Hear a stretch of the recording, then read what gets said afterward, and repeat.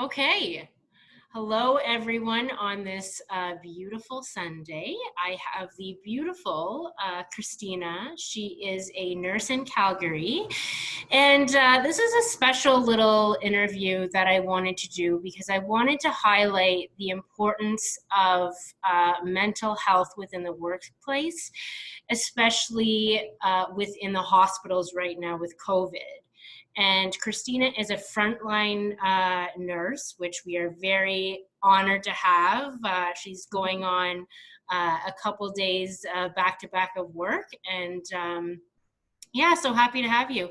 Hello, Christina. Hey, Erin, nice to see you. Thanks for having me on. I'm excited to be a part of the Joy Tribe today. Oh, yes, we're very happy to have you. I know that a lot of people will be interested to hear what it's like being on the hospital floor during COVID.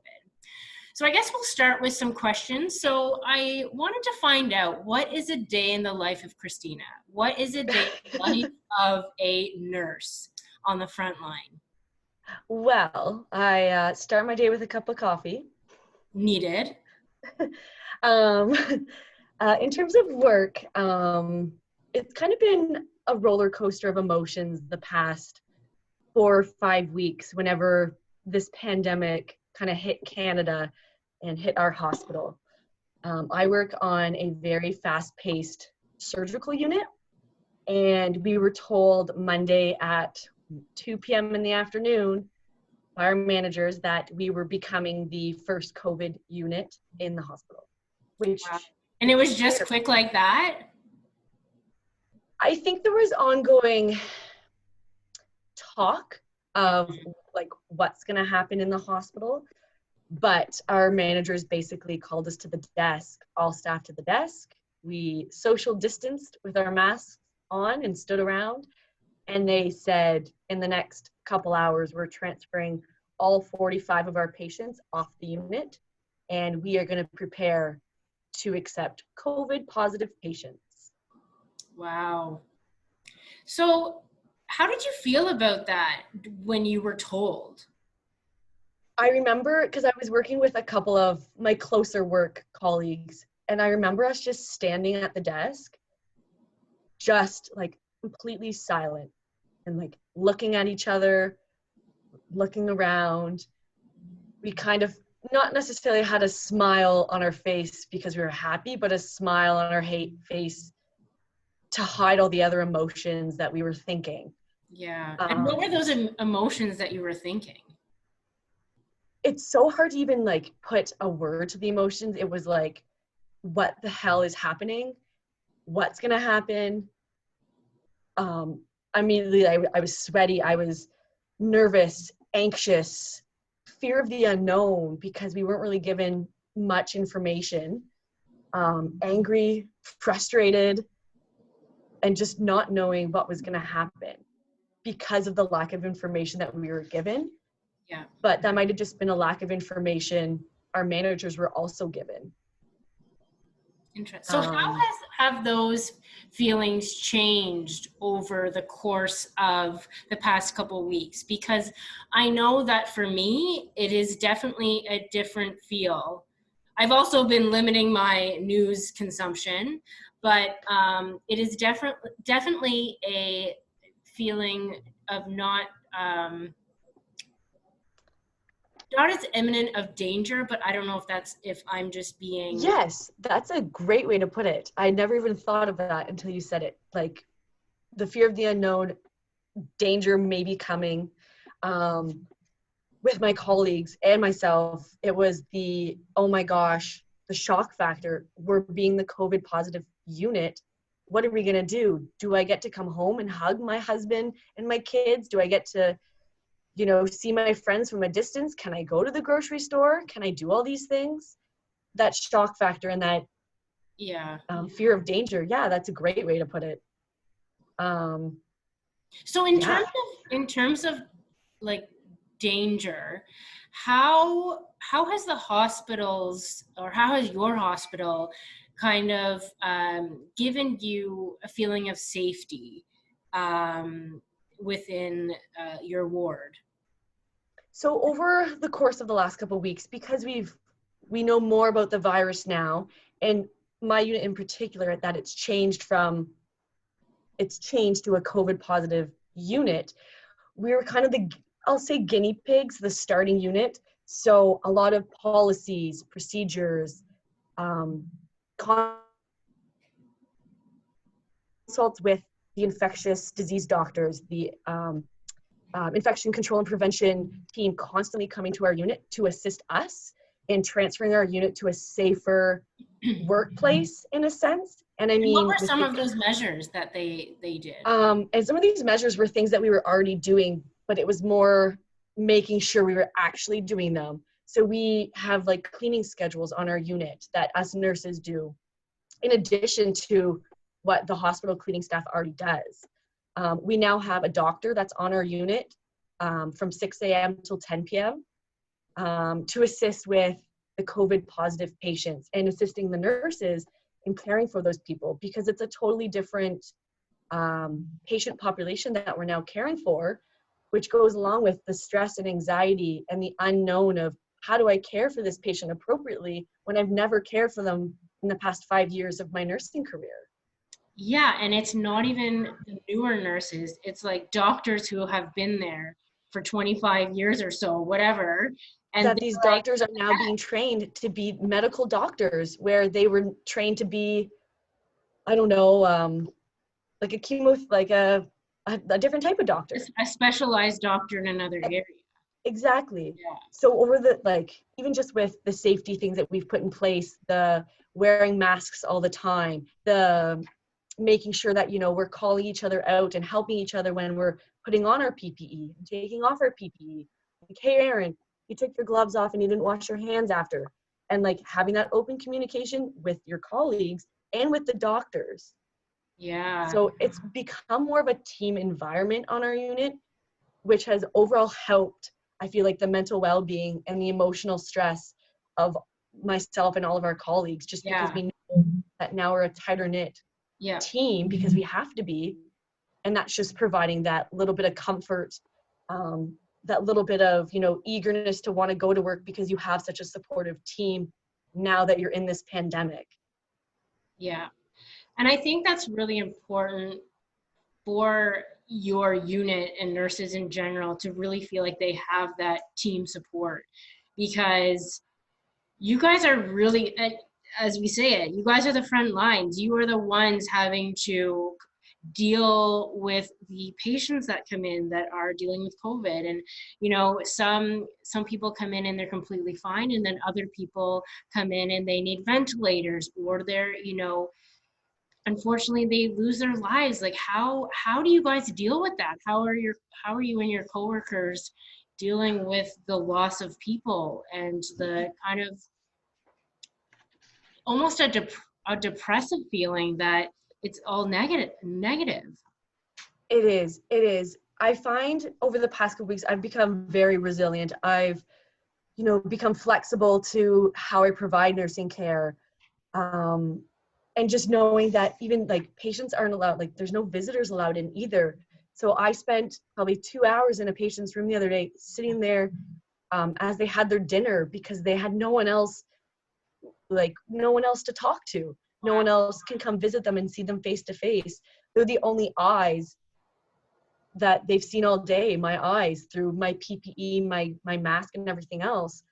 So even just the patients are feeling anxious and lonely and scared, and God.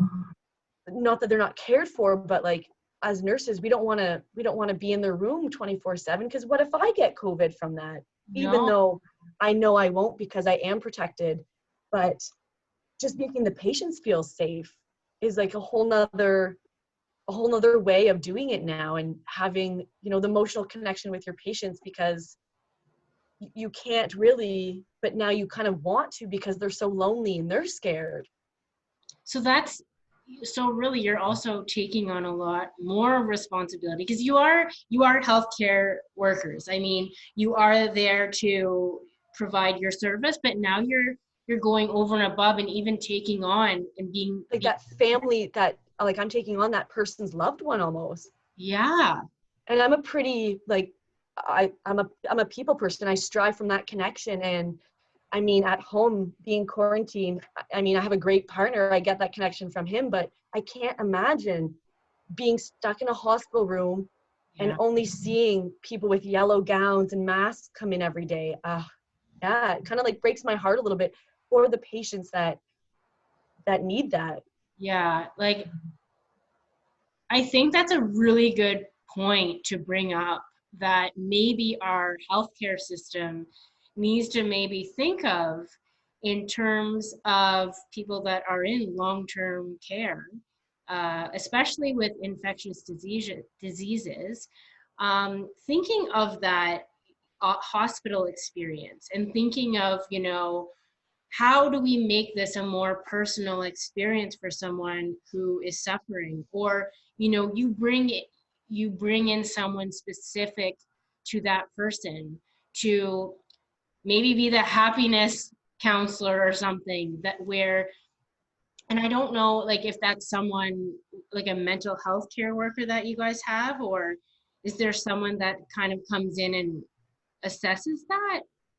And I mean, there has been some things put in place to help the patients with the loneliness and the anxieties. Like, we have iPads on our unit that we can give to patients so they can Zoom their families.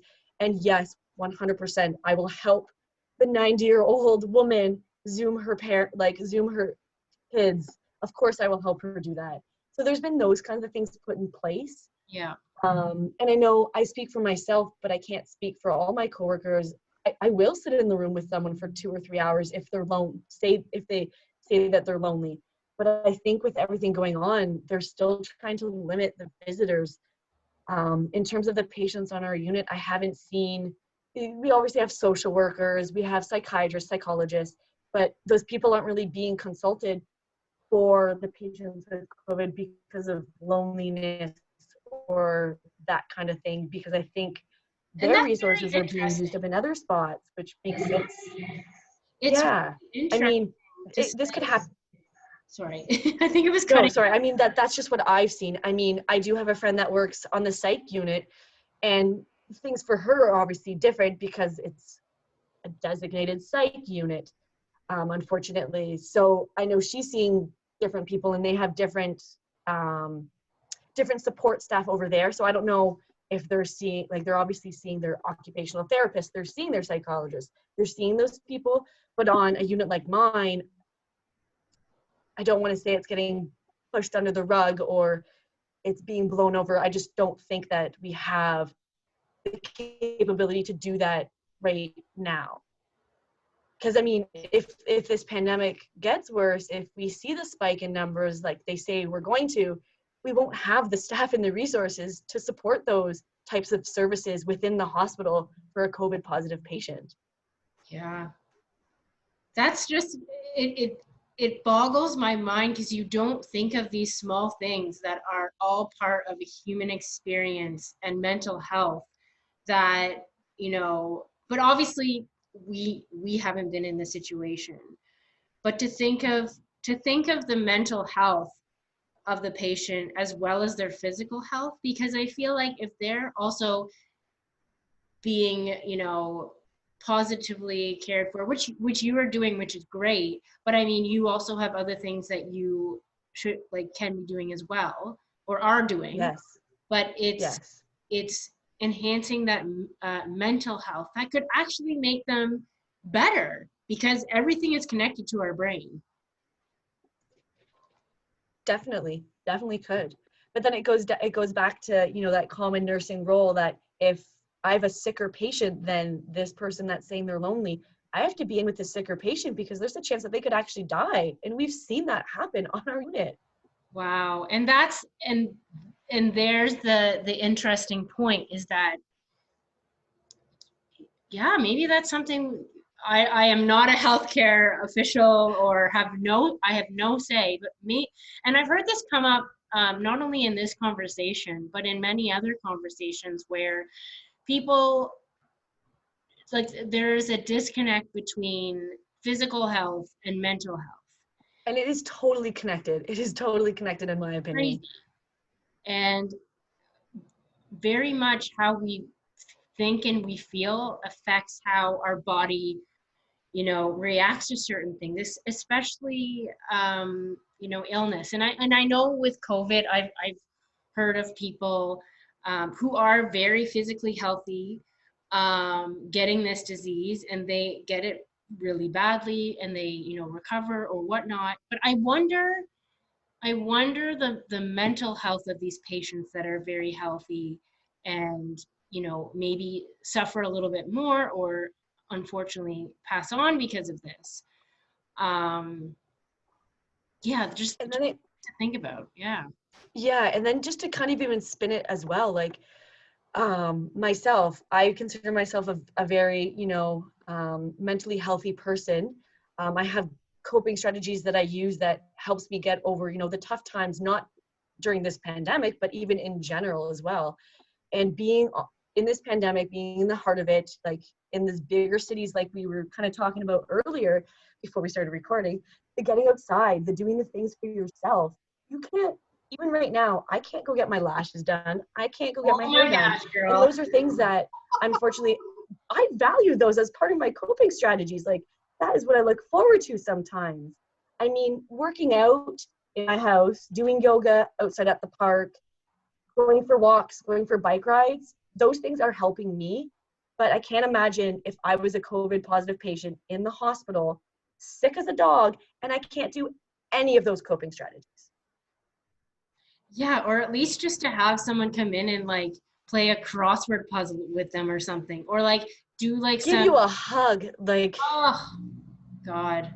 and I am that nurse that I kiss the old men, I hold the old lady's hands. You Even would, I know you would. old man, if he needs a hug, hello, I would love to do that for you. But Oh, it's right now, it's just that, like, am I allowed to do that? I am, because it's what I want to do. But it's that fear and that thing that's holding you back, that's like, I don't think I should be doing this because it's a pandemic. It's scary.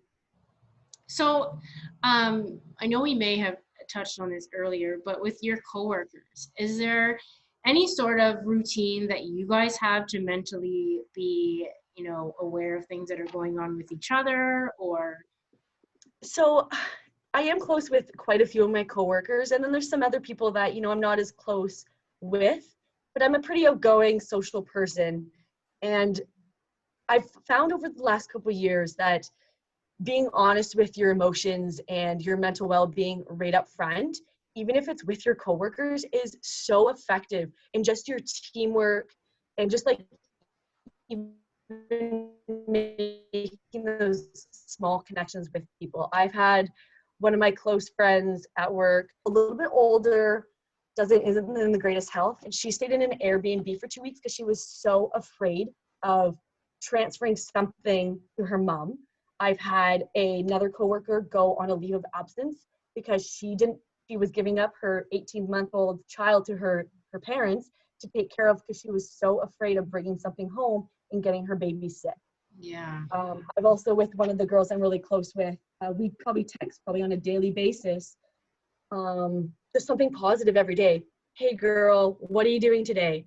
And she went through a little time where she's like, I'm so bored. I'm like mentally drained. And I was like, no, what's something positive you're doing today? She said, I'm taking the dogs for a walk. I said, great. I'm going to take my boyfriend for a walk. And just like having those like little bits of like positivity. So that's something that I've been trying to do every single day, kind of going in a roundabout way. I have this little That's book. I should have amazing. brought it for you. I have this little book. It's called The Daily Book of Positives During Quarantine. And my partner and I, so we write something down each day that's positive of what happened. It Aw. could be anything from, I went for a walk, I took a poop. Like but I looked back and I was like laughing the other day. I was like, this is amazing. We're gonna have this little quarantine book until I die, probably. Because like So when you're writing these things and like writing them down like on paper, being creative and just like letting it fly, and then you look back on it and you're like, oh my God, that's really funny, or like, oh, that was really insightful, or I'm really glad we did that today. because when we look back on this pandemic, we're gonna think of all of those like kind of negative thoughts, anxiety, pain, loss, loneliness. all those things. So then it's something to make positive out of this whole situation. Yeah. And I've even shared this little booklet thing with a lot of my friends, a lot of the girls I work with, because we text, and I'll just say something positive. Or I've had my other nursing colleagues say, what's something positive you're doing today? I had a glass of wine. Positive. Yeah, that's positive for sure. And then another thing too, sorry, I'm kind of taking over here. No, honestly, I think this is all great. So the other day I showed up to work because unfortunately I haven't been working as much as I normally do, which is a good thing, which means we're not getting as many COVID patients as they anticipated. But the bad thing for me is that I'm at home, I'm not working as much. I showed up to work and I was very sour. I was kind of bitter. I was trying to put a smile on my face because I was only coming in for work for 4 hours, which kind of sucks. And one of my friends said, "What's wrong? You seem very off today." And I just kind of turned around. I was like, "We just hug for a sec." And we hugged. And then she's like, "What's wrong?" And I was like, "I'm so sour. I haven't been working that much." And just like everything going on, like I'm stuck at home. I'm just like not having, the greatest 2 days. And she's like, "Girl, I feel you." And then someone else turned around, and we just had this like girl powwow in our nursing station and just like kind of put everything out there. And then we're all like, okay, that felt good. Right? Oh Just my felt like everything God. going on. Like I went to the grocery store and someone was walking the wrong way down the aisle. And someone else said something like, she saw someone spit on someone else's car outside. And we were just like saying all these emotions that we were seeing and things that were going on. And then afterwards we were all like, that feels really good.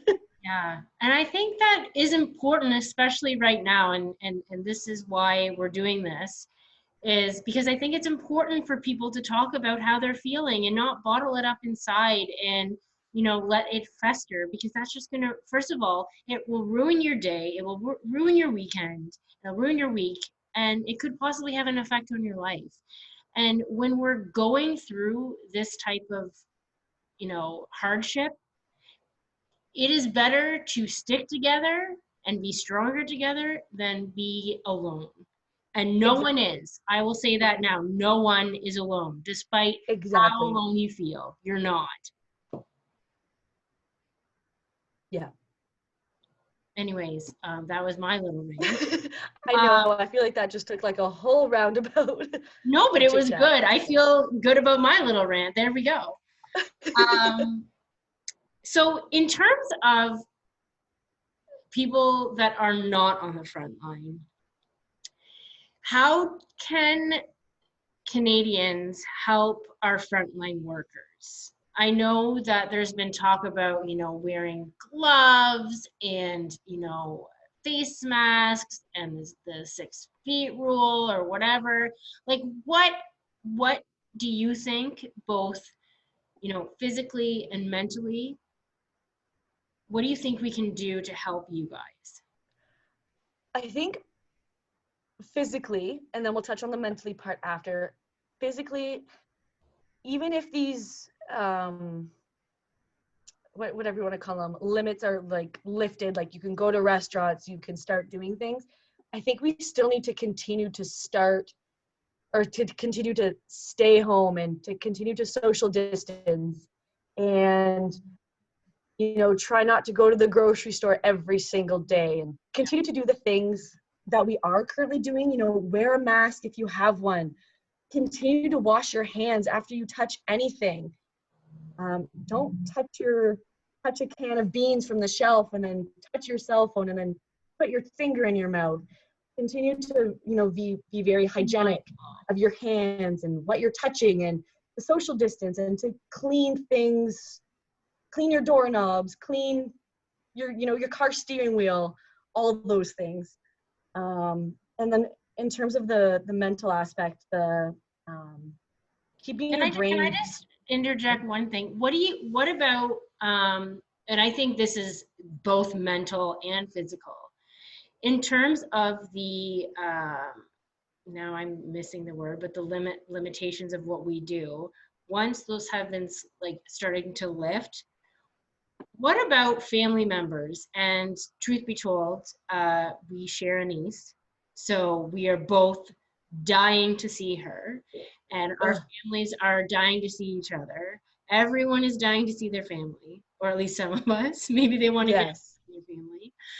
Um, how do we slowly go forward to do that? And how does one, like yourself and my sister, your sister-in-law, Katie, who works as a pharmacist in the hospital, how can you mentally feel safe and physically safe to go and hug your family members? I think that's also goes back to just having that open communication. I know a lot of the questions that they're asking healthcare staff as we enter the hospital. Have you been into contact with anyone that's traveled? Have you been in contact with anyone that's sick? Do you have a cough? Do you feel unwell? Do you have a headache, the body aches? So I think it's being honest with yourself and then being honest with the person that you're going to visit. Hey, Aaron, I had a cough. I'm not going to come visit you today. Let's try and social distance for the next week or two to make sure that I don't get sick or to see if I get better. Because that's basically what they're telling people. If you feel sick, cut all ties, don't see anyone, wait the 2 weeks to see if any more symptoms develop. In terms of, seeing our niece, yeah, it's hard. You probably want to hug her and kiss her and smother her just as much as I do. I would say leave that up to, your sister, Katie, the mom and dad to make those decisions. And then you being honest, if you've been in contact with someone that's a COVID positive person, like being honest with yourself, saying, I can't see my niece because I'm at risk of getting her sick. Yeah. But I know that's also a hard thing for my parents and your parents because they're selfish. They want that connection with our niece. Yeah. And just knowing that if you do have those connections with people, that you are at risk of transferring the virus because that's just the nature of it.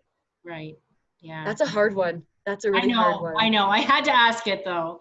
And I'm Yeah. sure like a lot of people are wondering that. And it is going to be, and here's the thing, is that this is why you should not take your relationships for granted and love the people that you love wholeheartedly and really appreciate the time you have with people because you never know when you won't be able to see them again. You So never know if I will be their nurse holding their hand as they pass away because you can't be there. yeah, yeah, yeah. So everyone just needs to be safe. Sorry, and I took you away some of the mental things that we can do to help you guys.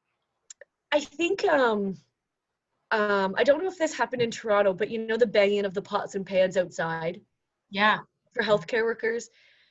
Personally, I don't need praise that I'm a nurse. I don't need you to say thank you. Like, this is what I love to do. This is what I want to do. But those acts of kindness are unmeasurable. Like, I never thought that I would want the praise to being a nurse, but keep giving us that praise because that's what's helping us go into work. That's what's making us more eager to go into work, and continue just to do the coping strategies, the going for the walks, the doing those types of things for yourself, so then you can support the people in your family or your neighbors that are healthcare workers or that are frontline workers that are working at the restaurants or janitors or yeah. Because I don't think people anything that's think frontline, the about grocery this, store people.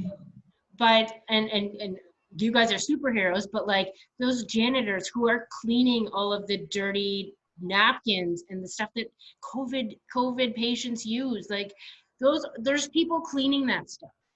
So I mean, as much as I love that we are supporting you, Christina, and all of your fellow nurses around the world. Yes, but you're right. There are so many other people that are helping to, fight this disease. And it's not just the medical workers. And I've even found just being more thankful for people that you see in public places. Um, I get free coffee at McDonald's. So yes, of course I go get a free coffee on my way to work. But I say thank you to both the people. I say thank you so much for everything you're doing. And they just kind of look at me like, like, I almost feel like they're like, I'm a McDonald's drive-through worker. Why are you saying thank you for me? But it's like, no, thank you. Like, you're here doing your job, which Yeah. is helping me do my job. Yeah. Christina, you're amazing. You're such a Try. good person. I do have one more thing to add about. Sorry, go ahead. Go ahead. So in the beginning, when all of this happened, when all this pandemic started happening, my partner was constantly asking me, what's going on at the hospital? How many COVID patients you have? Like, kind of asking me a lot of questions related to work and COVID. And I understand, like, you want to know because I do have a little bit of insight. But I think one of the best things I've told my partner is, you can't ask me how about what's going on at work in terms of COVID. I will ask you, or I'll approach you when I need to talk about it. Again, it is still overwhelming on a daily basis. Yeah. And even when my parents ask, you know, how's it going at work? Immediately, I kind of shut down. I'm like, I don't want to talk about it. Yeah. So I think just knowing that people that are healthcare workers, to maybe limit your conversation with how work is, what's going on, with maybe replace it with how's your mental well-being? How are you coping with what's going on at work? Yes. I would much rather answer that question. Yeah, and I think that's really important because I know that I've asked my sister multiple times, like, hey, how's it going at the hospital? How many COVID patients do you have? Because she's my only connection to the thing that's happening. And I mean, there is the news, but you know, like, you want to hear it from the front lines, right?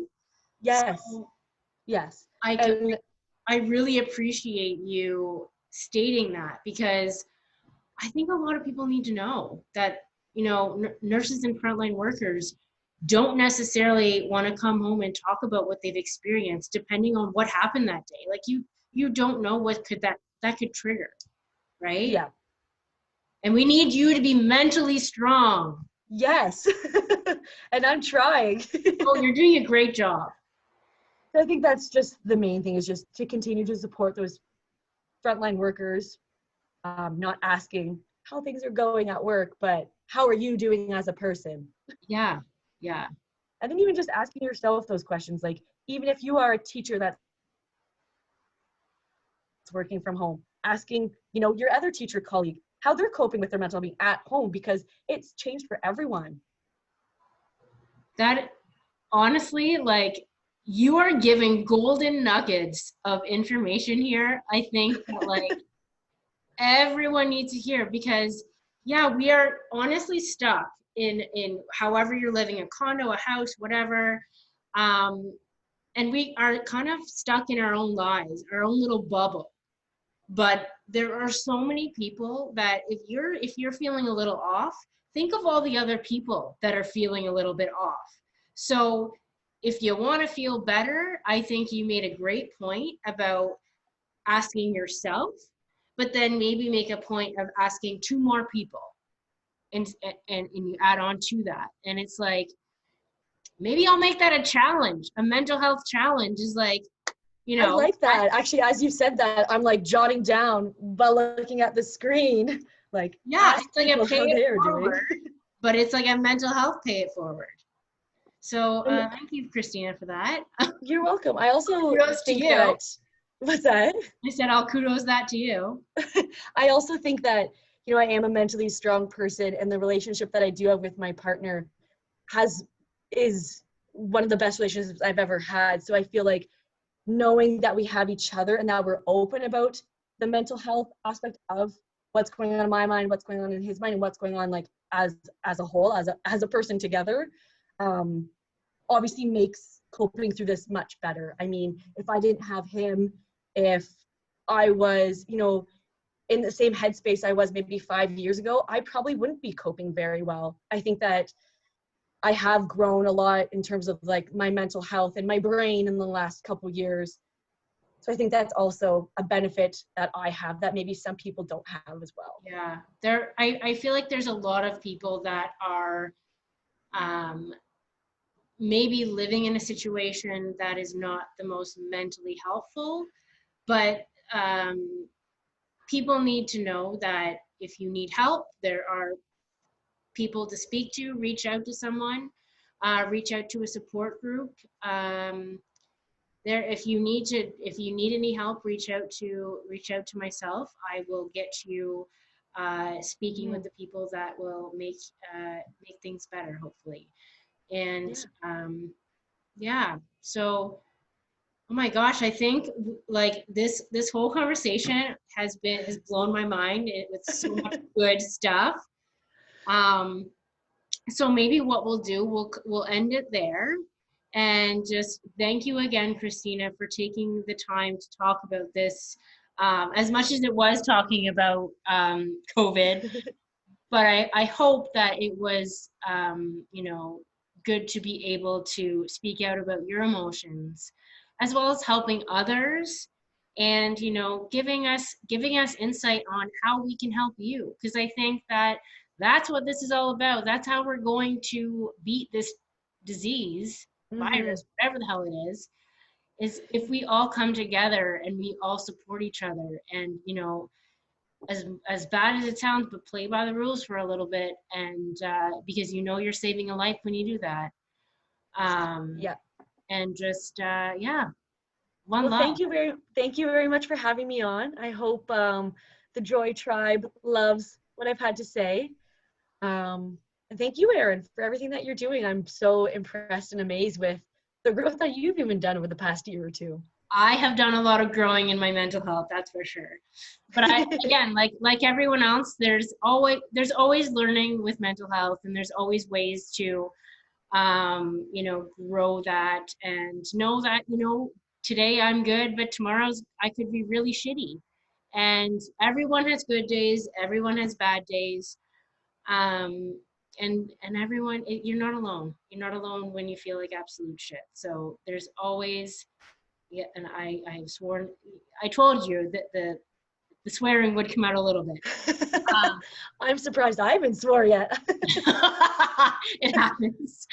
But yeah, like I think that's why I'm doing this, just to show people, that everyone has maybe not the same feelings, but similar feelings in, how they're dealing with everything, and some coping strategies. And it seems like you are doing a great job with yourself and your teammates. So Yeah.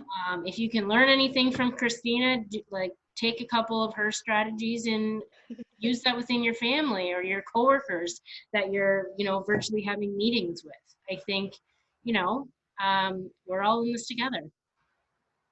You got that right. I like that. We're all in this together. We are. Okay, Well, thanks, thank you again, Christina. Erin. Bye, Joy Tribe. Enjoy.